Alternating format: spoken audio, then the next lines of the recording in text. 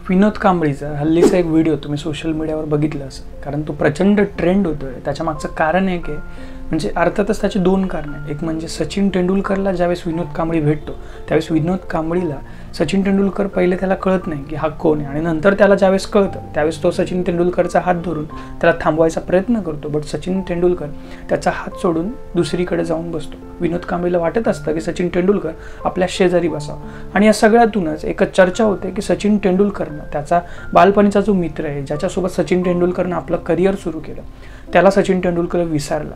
त्याला मदत करायची ज्यावेळेस वेळ येते त्यावेळेस सचिन तेंडुलकरनं त्याच्यापासून दुरावा साधला। बट याचं खरं उत्तर काय ते जाणून घेण्याचा प्रयत्न आपण आपल्या या व्हिडिओच्या माध्यमातून करू। तर नमस्कार, मी अनिकेत अवताडे आणि स्वागत आहे तुमचं आपल्या चॅनलवर। सचिन तेंडुलकर आणि विनोद कांबळी हे बालपणाचे मित्र असले, त्याचबरोबर रमाकांत आचरेकर हे त्यांचे गुरु असले, तरी सचिन तेंडुलकर कांबळीला मदत करत नाही का? पण त्याचा अर्थ असा नाही आहे। सचिन तेंडुलकरने याआधी देखील कांबळीला कोच म्हणून त्याच्या अकॅडमीमध्ये त्यानं काम दिलं होतं, बट कांबळीनं तेही व्यवस्थित केलं नाही। याआधी देखील कपिल देव यांनी कांबळीला दिल्लीच्या एका सेंटरमध्ये त्याला जॉब मिळवून दिला होता, बट तिथेही कांबळी वारंवार गेला नाही। आणि या सगळ्यातूनच एकंदरीतच त्याच्याशी काम करणाऱ्या, त्याच्या सहवासात असणाऱ्या लोकांचा, म्हणजे जे माजी क्रिकेटर आहे त्यांचा अनुभव असा आहे की कांबळी हा व्यसनाच्या अधीन गेला आहे। याचं कारण असं की त्यांनी वारंवार कांबळीला मदत करून देखील कांबळी ते काम, त्यांनी केलेली मदत ती व्यवस्थित स्वीकारत नाही किंवा त्यांनी दिलेली जबाबदारी व्यवस्थित स्वीकारत नाही, आणि या सगळ्या गोष्टीतूनच लोक त्याच्यापासून दूर राहतात, त्याचे मित्र असतील किंवा क्रिकेट क्षेत्रातील काही व्यक्ती असतील। बट हे एवढं सगळं होऊन देखील कांबळीला मदत करण्यासाठी कपिल देव यांनी एक पोस्ट करत सांगितले की आमची 83ची जी वर्ल्ड कपची जी बॅच आहे ती त्याला मदत करण्यासाठी तयार आहे, बट कांबळीनं रिहॅब सेंटरमध्ये जायला पाहिजे।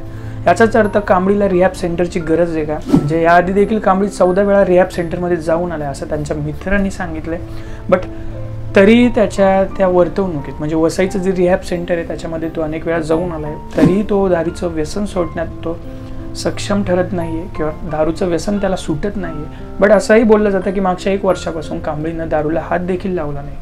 त्यातच 2012 आणि 13 या सालामध्ये त्याला 2012 मध्ये 2 वेळा हार्ट अटॅक आले, त्यानंतर 2013 मध्ये देखील गाडी चालवत असताना त्याला अटॅक आले। त्याचबरोबर त्याच्या सोसायटीतनं देखील अशी कंप्लेंट केली आहे की कांबळीनं एकदा दारू पिऊन सोसायटीच्या गेटला तो धडकला होता, त्याच्यावरनं त्याला अटक देखील झाली आहे। अशा अनेक गोष्टी समोर येत असताना कांबळीला त्याचे सहकारी मदत करत नाहीये असं बोलण्यापेक्षा एक गोष्ट देखील प्रकर्षानं आपण बघितली पाहिजे, कांबळीला मदत करणं हे तेवढंच महत्त्वाचं आहे। कांबळीला या सगळ्यातून बाहेर काढणं हे देखील त्याच्या मित्रांची, क्रिकेटच्या सहकाऱ्यांची जबाबदारी आहे। पण या सगळ्यात एक शिकण्यासारखी गोष्ट अशी की जर तुम्हाला मिळालेलं स्टारडम तुम्हाला टिकवता व्यवस्थित आलं नाही तर तुमचा विनोद कांबळी होऊ शकतो। तो यासाठी की कांबळीला ज्यावेळेस तो सुरुवातीचं त्याचं करिअर ज्यावेळेस पिकला होतं त्यावेळेस कमवलेला पैसा, त्यावेळेस कमवलेली संपत्ती, आणि त्यांना त्यावेळेस आपल्या करिअरला एक व्यवस्थित आकार दिला असता, व्यवस्थित दिशा दिली असती तर कांबळीवर कदाचित ही वेळ आली नसती।